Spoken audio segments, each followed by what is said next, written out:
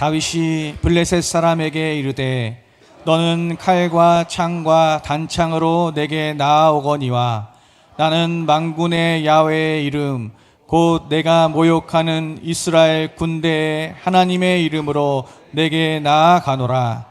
오늘 야훼께서 너를 내 손에 넘기시리니 내가 너를 쳐서 내 목을 베고 블레셋 군대의 시체를 오늘 공중의 새와 땅의 들짐승에게 주어 온 땅으로 이스라엘의 하나님이 계신 줄 알게 하겠고 또 야훼의 구원하심이 칼과 창에 있지 아니함을 이 무리에게 알게 하리라. 전쟁은 야훼께 속한 것인즉 그가 너희를 우리 손에 넘기시리라. 아멘.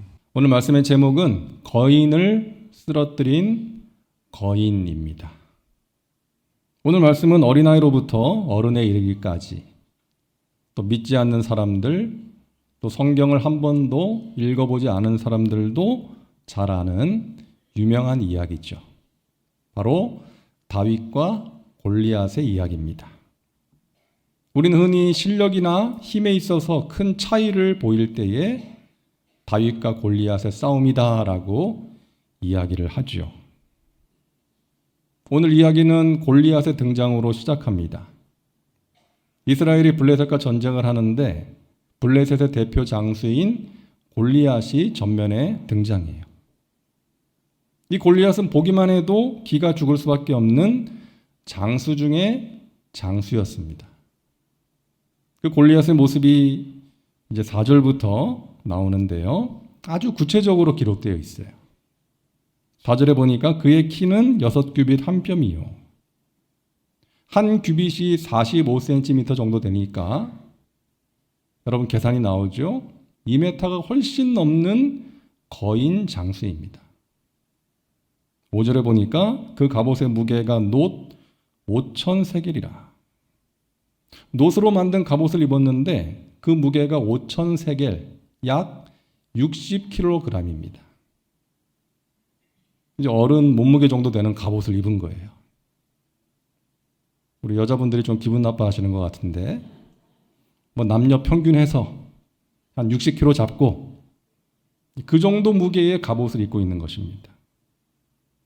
7절에 보니까 그 창 자루는 배틀채 같고 창날은 철 600세겔이며 방패된 자가 앞서 행하더라. 어깨에 단창을 맸는데요. 창날의 무게만 600세겔, 약 7kg, 창날의 무게만.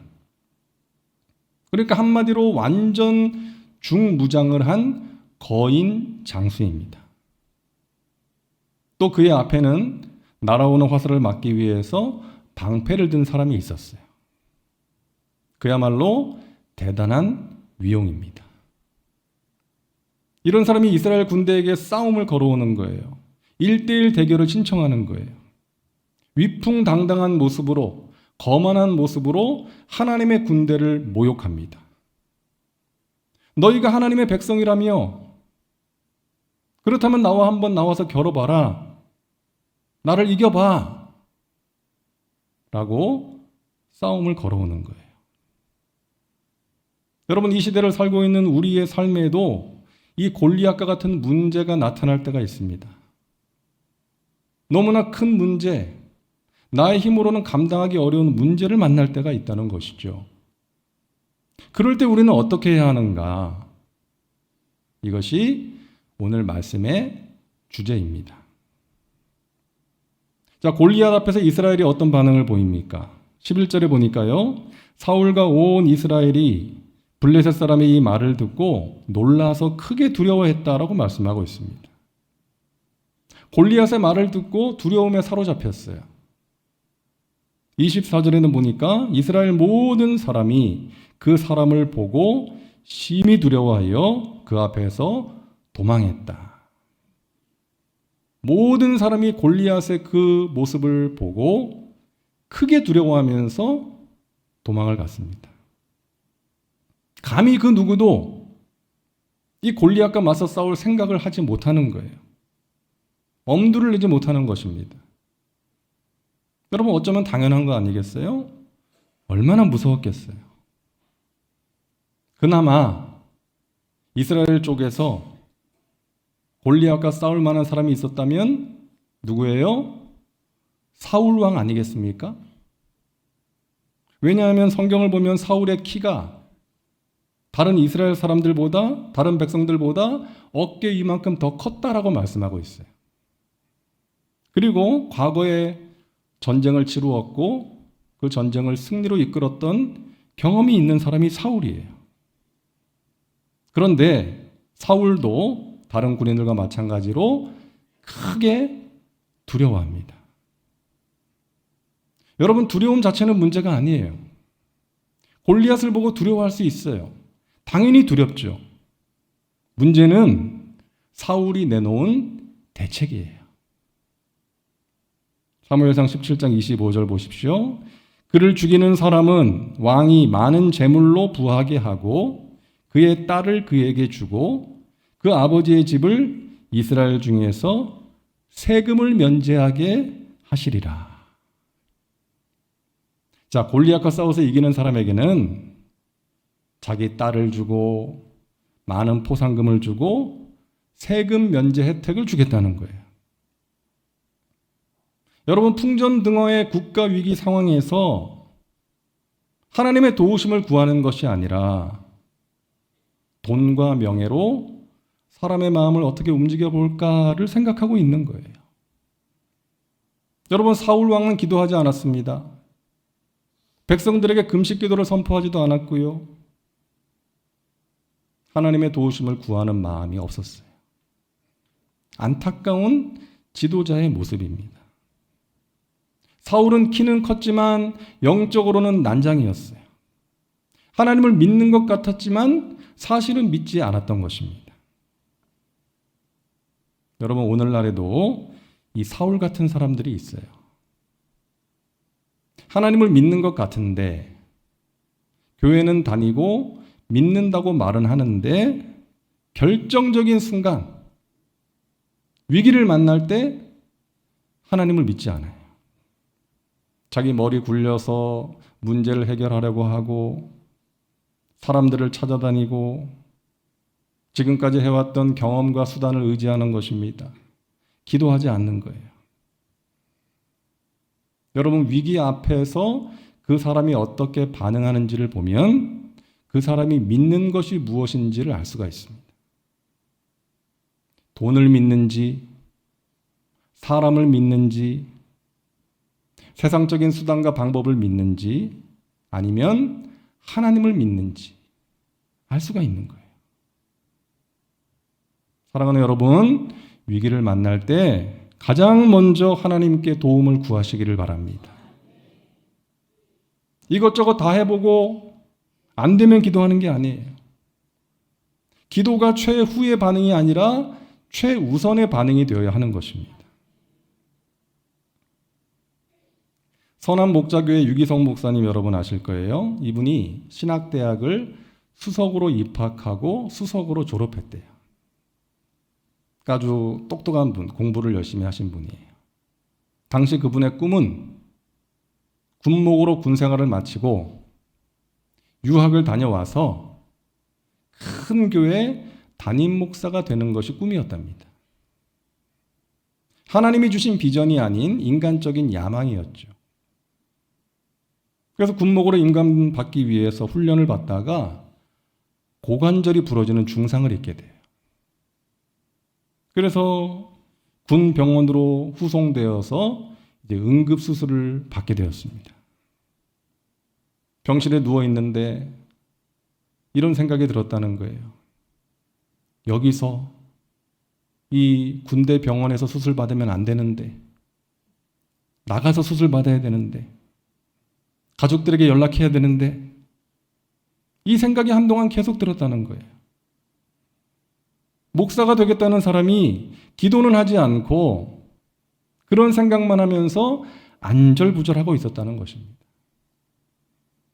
그러다가 정신이 들어서 이제 기도를 하려고 하는데 이런 상황에서 무슨 기도를 어떻게 해야 될지를 모르겠더라는 거예요.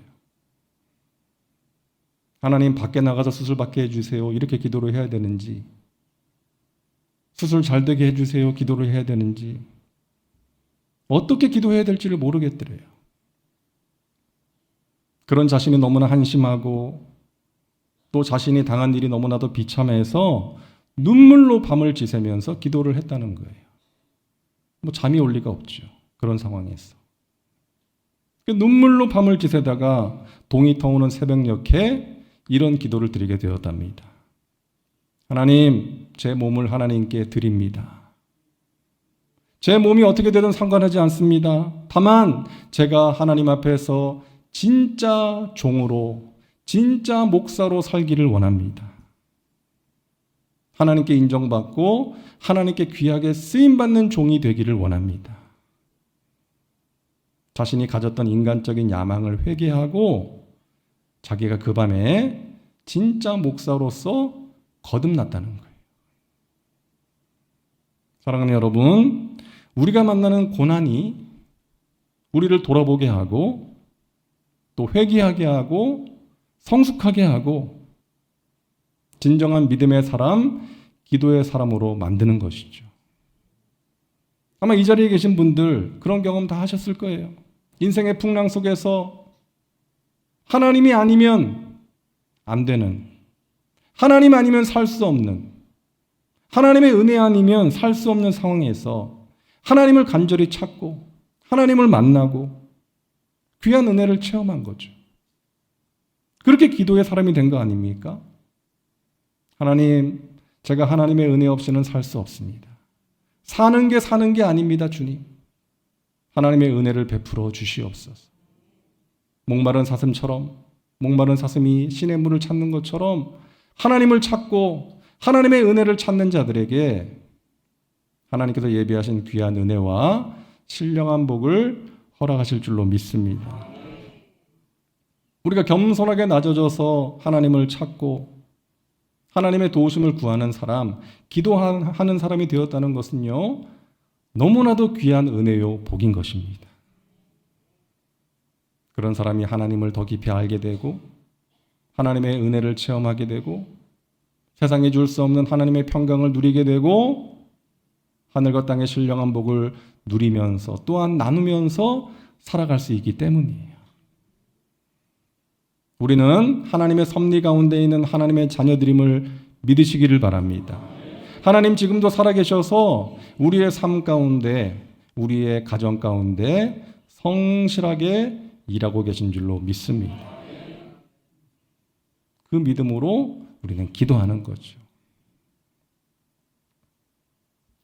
자, 이제 다윗의 모습을 볼까요? 다윗은 아버지 말씀을 따라서 전쟁터에 나가 있는 형들을 면회하러 갑니다. 거기서 감히 하나님의 군대를 모욕하는 골리앗을 보게 돼요. 그 골리앗을 보면서 다윗의 마음에 분노가 일어납니다. 분노. 여러분, 사람이 무엇으로 분노하는가를 보면요, 그 사람의 마음 깊은 중심에 뭐가 있는지가 보입니다. 어떤 자신의 입지나 유익에 흠이 가거나 손해를 보는 상황이 생기거나 자존심이 상하면 크게 분노하는 사람이 있어요. 그래서 그렇게 만든 사람을 미워하고 거친 말을 쏟아내기도 합니다. 그런데 불이한 상황 속에서도 내가 잃을 것이 없으면, 나에게 손해될 것이 없으면 분노하지 않는 거예요. 여러분, 하나님의 영으로 충만한 사람들에게 나타나는 것은 거룩한 분노입니다. 예수님이 가지셨던 그 거룩한 분노, 하나님의 성전이 장사터가 된 것을 보시며 분노하신 그 예수님의 분노, 또 오늘 다윗이 가졌던 그 분노예요. 우리에게도 이 거룩한 분노가 필요합니다. 하나님을 대적하는 죄악된 세상을 보면서, 이단들이 활개치는 것을 보면서, 예수 그리스도의 피값으로 사신 그 귀한 양들이 그릇된 길로 미혹되어 가는 것을 보면서, 주님의 몸된 교회가 세상과 구별되지 못하고 세속화되어 가는 것을 보면서 우리는 거룩한 분노를 가져야 되는 거예요. 그리고 그 분노가 단지 분노로 끝나버리는 것이 아니라 그 안타까움과 분노를 기도로 승화시켜야 될 줄로 믿습니다. 사람들에게 말하지 말고 하나님께 말씀드려야 돼요.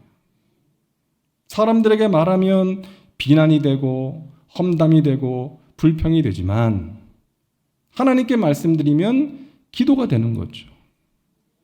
비난과 험담과 불평은 아무 유익이 없지만 기도는 큰 유익이 있는 것입니다.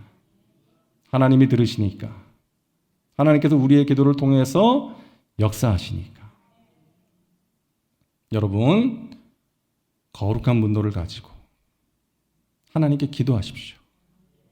안타까운 마음으로 이 땅을 바라보며 또 우리 주위에 벌어지는 일들을 바라보며 하나님이 주시는 마음으로 기도해야 될 줄로 믿습니다. 오늘 이 밤에 우리에게 그와 같은 기도가 있기를 간절히 바랍니다. 다윗은 하나님을 모욕하는 골리앗을 보고 화가 났어요. 거룩한 분노가 생겼어요. 그래서 말합니다. 내가 나가서 저 사람과 싸우겠습니다. 그러자 주위 사람들이 말리고 사울 왕도 말리죠. 야, 너는 소년이고 저 사람은 어려서부터 용사야. 너는 싸울 수 없어. 싸우나 마나야. 그러자 다윗이 말합니다. 내가 예전에 양을 칠 때 사자나 곰이 그 새끼를 물어가면 내가 쫓아가서 그 입에서 그 새끼를 건져냈습니다. 그것들이 나를 해하려고 하면 내가 그 수염을 잡고 쳐 죽였습니다. 하나님께서는 사자나 곰으로부터 저를 지켜주셨어요. 저 골리앗, 저 블레셋 사람도 내가 죽였던 곰이나 사자같이 될 것입니다. 아마 다른 사람들이 볼 때 이 다윗은 좀 정신이 이상한 사람처럼 보였을 것 같아요.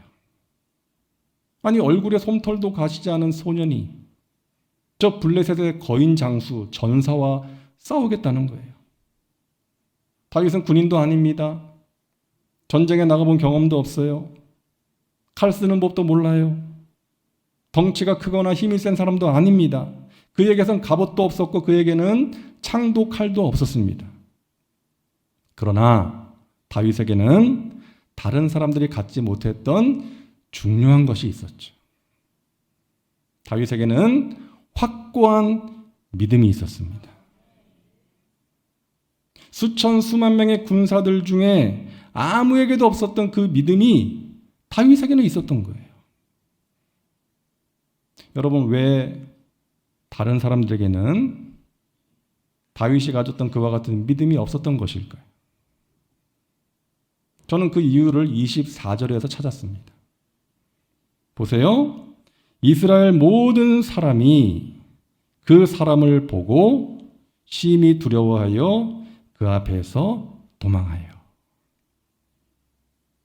여러분, 이스라엘 사람들, 백성들, 군인들은 그 사람 골리앗만 본 거예요. 위풍당당한 골리앗, 주눅들게 하는 골리앗의 모습, 그 모습만 보고 두려워한 것입니다. 그러나 다윗은요, 골리앗만 보지 않았어요. 택하신 백성과 함께 하시고 승리를 주시는 만군의 야훼 하나님을 본 것입니다.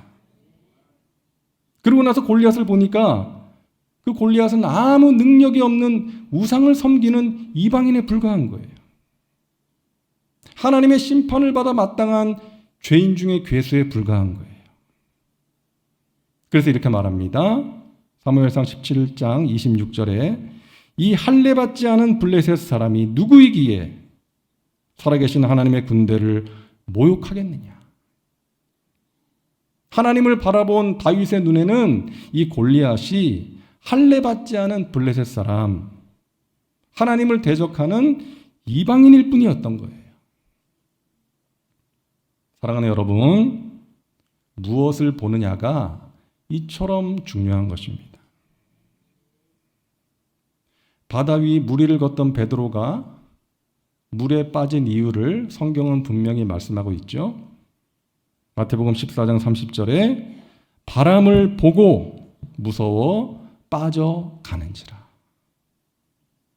예수님의 말씀을 듣고 예수님을 바라보면서 무리를 걸었던 베드로가 바람을 보니까, 풍랑을 바라보니까 두려움이 밀려와서 물속에 빠졌던 거예요. 갈멜산에서 놀라운 승리를 경험한 엘리야가 영적 침체에 빠진 이유도 성경은 분명히 말씀하고 있습니다. 열왕기상 19장 3절에 그가 이 형편을 보고 일어나 자기의 생명을 위하여 도망하여. 여러분, 엘리야가 어떤 사람이에요? 사르밧 과부의 죽은 아들을 엘리야가 기도했을 때 하나님께서 살려주셨어요. 바알과 아세라 선지자 850명과 대결해서 놀라운 승리를 거둔 사람이에요. 뿐만 아니라 3년 반 동안 비가 내리지 않은 땅에 엘리야가 간절히 기도했을 때에 하나님께서 비를 내려주셨어요. 그와 같은 놀라운 역사를 체험했던 사람이 엘리야예요. 하지만 자신의 상황, 형편을 바라보았을 때 갑자기 영적인 침체 가운데 빠져버리고 말았던 거예요. 그동안 엘리야는 열심히 달려왔어요. 하나님께서 맡기신 사명을 위해서 열심히 달려갔어요. 하나님이 하라고 하시는 일 열심히 했어요. 하지만 상황을 바라보니까 달라진 게 없는 거예요. 여전히 죄악이 가득하고 여전히 저 아합과 이세벨은 자기를 죽이려고 하는 거예요. 이 세상은 여전히 하나님을 대적하고 죄 가운데 빠져 있는 거예요. 그런 형편을 보니까, 현실을 바라보니까 낙심이 되고 영적인 침체 가운데 빠져버린 것입니다. 여러분 기억하세요. 아무리 산전수전 다 겪은 사람이라 할지라도 자기 형편 바라보면 낙심하게 되는 것입니다.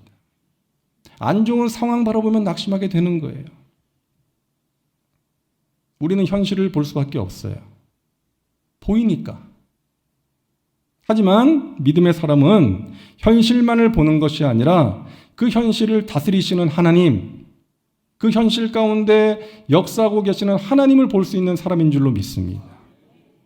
그러기 위해서 우리가 기도하는 거죠. 믿음을 갖기 위해서. 그렇게 하나님을 믿는, 의지하는 마음으로 기도하면 우리가 보는 것이 달라지는 거예요. 시선이 달라지는 거예요. 문제를 바라보던 시선이 하나님을 바라보게 됩니다. 그 결과 두려움이 떠나가고 평안이 임하고 담대함이 생기는 거예요. 저와 여러분에게 그와 같은 은혜가 있기를 주님의 이름으로 축원합니다. 둘째로 다윗에게는요, 강력한 무기가 있었어요. 다윗은 골리앗처럼 완전무장하지 않았습니다. 갑옷도 입지 않았고 투구도 쓰지 않았고 칼도 창도 없었어요. 대신에 막대기와 물매와 돌을 가지고 싸우러 나갑니다. 이 물매는 당시 목동들이 사용하던 도구죠. 짐승의 가죽이나 힘줄로 만든 이제 돌멩이를 멀리 힘껏 날릴 수 있는 도구였어요. 그거 가지고 나간 거예요. 평소에 많이 썼던 거. 이스라엘 사람들 모두가 마른 침을 삼키면서 걱정스러운 눈빛으로 쳐다봤을 거예요. 아이고, 젊은 친구 한 명 죽게 생겼구나. 아무도 다윗이 이긴다고 생각한 사람은 없었어요. 그러나 다윗 한 사람만큼은 자신이 죽을 것이라고 생각하지 않았습니다. 다윗은 골리앗 앞에서 전혀 주눅들지 않았어요. 입이 마르거나 다리가 후들거리지 않았습니다. 그에게는 승자의 외침이 있었죠. 자, 사무엘상 17장 45절 우리 같이 읽겠습니다. 너는 칼과 창과 단창으로 내게 나아오거니와 나는 만군의 야훼의 이름 곧 너가 모욕하는 이스라엘 군대의 하나님의 이름으로 내게 나아가노라. 아멘. 다윗은 하나님의 이름으로 나아가 싸운 거예요. 이 세상에서 가장 강력한 무기를 가지고 싸운 것입니다. 여러분, 믿음이 없으면, 믿음이 식어지거나 사라지면 없는 것을 보게 돼요. 자꾸만 없는 것을 보게 돼요. 아이고, 우리에게는 저 골리앗 같은 장수가 없네. 없네, 없네, 없네. 열왕기하 4장에 나오는 과부가 바라본 것은 없는 것이었어요. 계집종의 집에 기름 한 그릇밖에 없습니다. 기름이 한 그릇밖에 없습니다. 그런데 하나님은요, 엘리사 선지자를 통해서 없는 것이 아니라 있는 것을 보게 하십니다. 너에게 기름 한 그릇이 있구나. 여러분, 하나님은요, 우리에게 너에게 없는 것이 무엇이냐라고 묻지 않으세요. 너에게 있는 것이 무엇이냐라고 물으십니다. 그리고 그것을 사용하세요. 믿음의 사람은 나에게 없는 것이 아니라 나에게 있는 것을 바라보고 그것을 통해서 역사하실 하나님을 바라보는 사람입니다. 그러므로 여러분에게 없는 것 바라보지 마시고 하나님이 여러분에게 주신 여러분에게 있는 것을 바라보시고 그것을 소중하게 여기며 하나님께 감사하시기를 바랍니다. 베드로가 성전 미문에 앉아 구걸하는 안전뱅이한테 뭐라 그래요? 은과 금은 내게 없거니와 내게 있는 것으로 내게 주노니 곧 나사렛 예수 그리스도의 이름으로 일어나 걸어라. 저와 여러분에게 있는 것, 가장 귀한 것, 바로 예수 그리스도의 이름인 줄로 믿습니다. 그 이름이 우리를 구원했습니다. 그 이름은 죽은 자를 살리고 없는 것을 있는 것으로 부르는 이름입니다. 마귀를 물리치는 이름이에요. 여러분, 그 이름의 권세를 의지하여 기도하시고 그 이름의 권세로 말미암아 승리의 삶 살아가시기를 주님의 이름으로 축원합니다. 그 이름으로 기도하는 여러분에게 하나님의 선하신 뜻과 계획이 온전하게 이루어질 것입니다. 기도합니다. 좋으신 하나님, 전능하신 하나님께 기도할 수 있도록 저희들을 이끌어 주시니 감사합니다. 우리가 기도하면 하나님께서 일하실 줄로 믿습니다. 우리가 기도하면 마귀가 물러갈 줄로 믿습니다. 우리가 기도할 때 세상에 줄 수 없는 하나님의 평강이 우리의 마음과 생각을 지키게 될 줄로 믿습니다. 우리가 기도할 때 하늘문을 여시고 가장 좋은 것으로 응답해 주심을 믿습니다. 예수님의 이름으로 기도하옵나이다. 아멘.